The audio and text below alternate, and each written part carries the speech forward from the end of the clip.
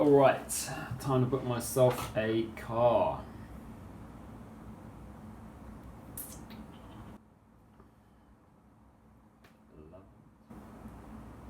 And credit card details.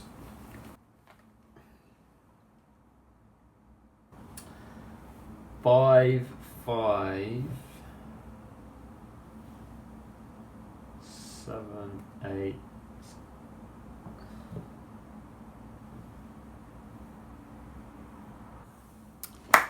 Obviously, I'm not going to share with you my credit card details. DM me if you want them. So I decided to hire a car, as is the case with most people around the world. I've been stuck in the city for a long time, which is no bad thing. I love the city, but I think it's time to try and spread my wings a little and do some exploring. So I've seen some nice, oh my goodness me, should not have had all that Coke. Fizzy Coke. So I am going to go to the Glasshouse Mountains. I've seen there's some nice walks around, and I'm kind of excited about A, hiring a car, B, having a bit of a road trip, and C, trying to climb me some mountains. Unfortunately, the weather is so bad that I had to change my clothes. Okay, apologies. My camera ran out of space, which is probably a good thing it happened when it did, because I don't really want to have to deal with that as I'm halfway up a mountain. Today's actually not looking too bad. The sun appears to be trying to break through the clouds. I've checked the weather for the area I'm meant to be going to, and it looks like it will hopefully be similar. I think my main concern is that the ground is not wet. I'm sure I'll find out when I get there. Otherwise, it is now about an hour out from when I have to go and pick up the car. Wow, my battery is atrocious. I'm gonna work on that, make sure there's enough space, but first of all, I need some appropriate footwear to go and get this car.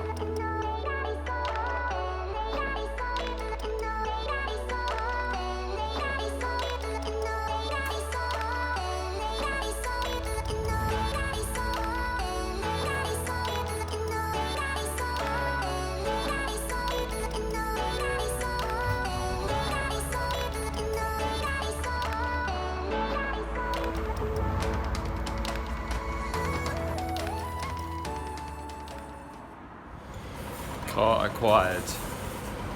It's an automatic. I mean, I'm not in a position to complain because obviously I'm hiring a car for the day, but it said on the website it would be manual. I was super stoked for it to be a manual. Anyway, let's go pick it up.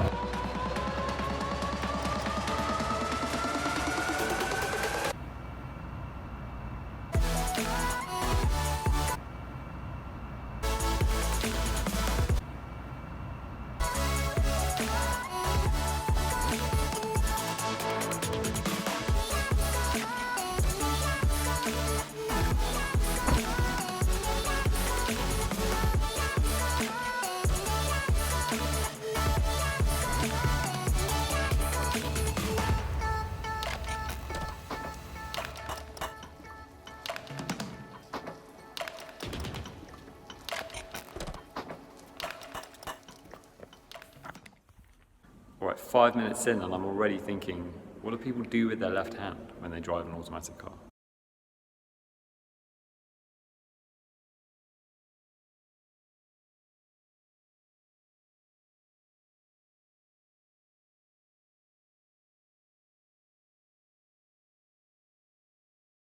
Anyway, I have stopped, quick pit stop, use the gents before I hit the road and hopefully find somewhere to pick up some grub en route. Other thing is, there's no navigation system and there's no CD player. I didn't even realise cars were made without CD players. It's beyond cheap. So I'm going to go and donate all my CDs.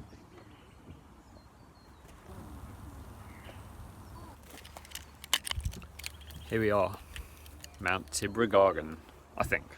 Start along this trail and hopefully get to the top of a mountain. Let's see what happens. It's pretty tough going. Just to give you an idea, that's just where I've been coming up And I don't know if the camera does it justice, but I know everyone says this. Everyone says the camera doesn't do it justice. But now I'm inclined to agree. It does not do it justice, man, it's steep. But look at this view.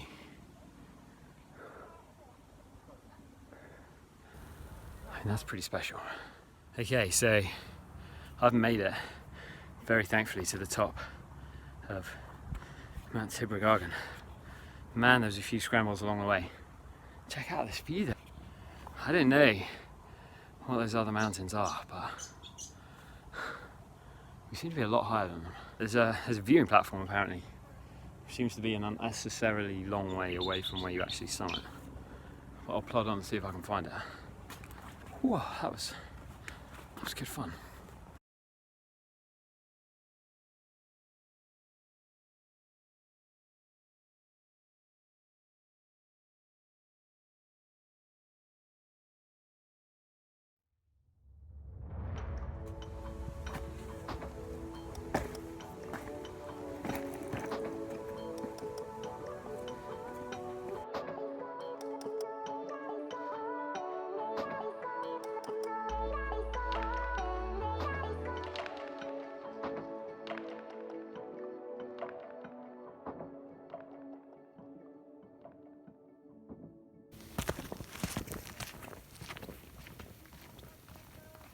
Story time.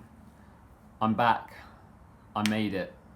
So, how was Mount Tibrogargan from the point of view of someone who's not really done much climbing or had much experience? It was good. I'm gonna say it's challenging, and there were definitely moments where you were standing there looking at a sheer rock face, basically, and thinking, nah, this can't be, right? There must be stairs around the back or something. But no, you have to go up there.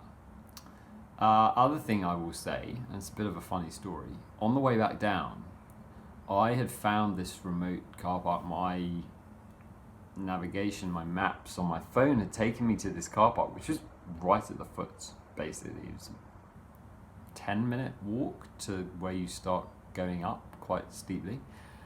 And on my way back down, I thought I'd retraced my steps. But I hadn't. I carried on and I came across a bridge, a little wooden footbridge, which I had definitely not passed on my way from the car park to the foot of the trail. So at that point I knew concretely, solidly that I'd gone wrong.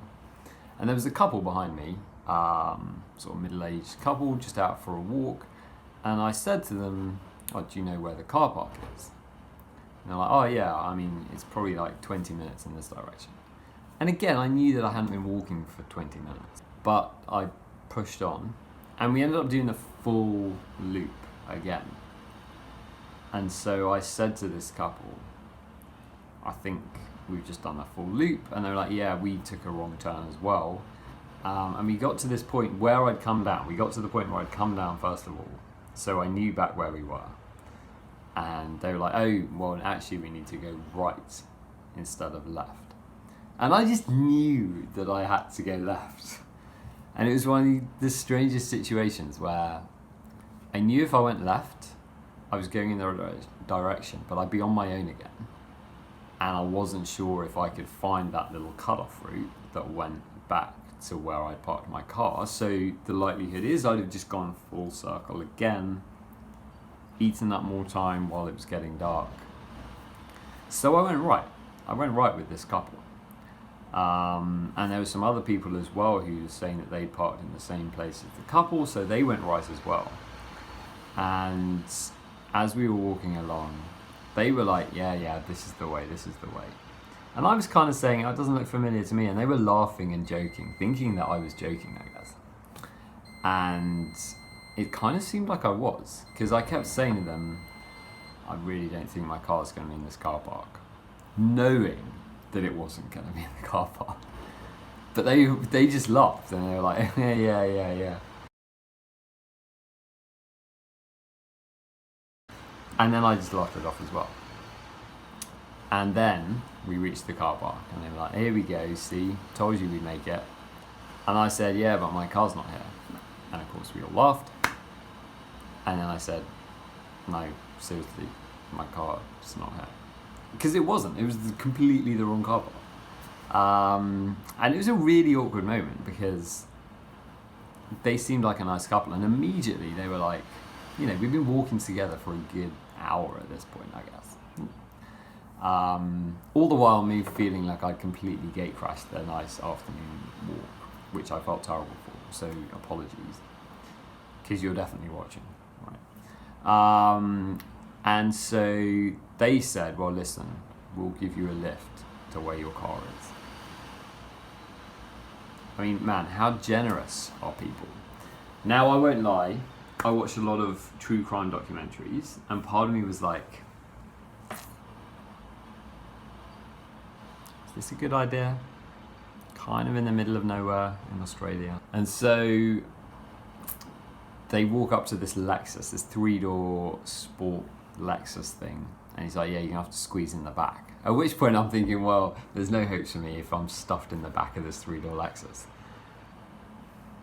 But I went for it. They seemed nice enough. Like, I was the one who kind of burdened myself on those guys. And it's not as if they begged me to come with them or anything. So we went in their car. I got in the back, and there was like a split second where he's pushing the seat back. He's pushing it back, and he won't stop. And my legs are scrunching up, and I'm like, this is it. I knew I shouldn't have got in. But then we went, and fair play to this couple. They were so nice. I mean, we had to go back on the highway because my navigation system thankfully had remembered where my car was. And so I could type in go to parked car and it would take me there. I mean, without that, I don't even want to think about what would have happened. But with that, thankfully, I was able to navigate. And when we took a wrong turn, we started going for like 5 minutes in the wrong direction. The guy just does a U-turn, absolutely no problems for him. And eventually, we get on the highway, we go the opposite way to where I'd come from, we then turn off, and suddenly I see something that looks familiar. And I'm like, the relief, man. The relief when I saw this little parking space that was before where I'd parked, but it had toilets and stuff, and I knew that's where I'd passed. I was like, thank you, you know? I mean, if there is a sign that there's someone looking out for you, and that there are good things that happen in this world, that's it right now. So this couple, I was like, just drop me here because the trail's a bit dodgy. I don't want you to damage your Lexus, you know? And they were like, no, we're taking you to your car, mate. So I was like, okay. And they did. They took me right down this little track. I was apologising all the way because there's like bumps in the road, and I was like, mate, I'm so sorry, I'm damaging your Lexus. He was like, forget about it. And he just drops me right by the car. And I'm like, guys, I have nothing. I have a packet of crisps in my car. I don't have any money. I have a credit card if you want to go to an ATM. And they were like, you know, don't be so stupid, man. We're just helping you out. And I mean, I've never been more relieved to see the automatic car. But that was a fun way to end the afternoon, I'm gonna say. I mean, I'm just so grateful, man.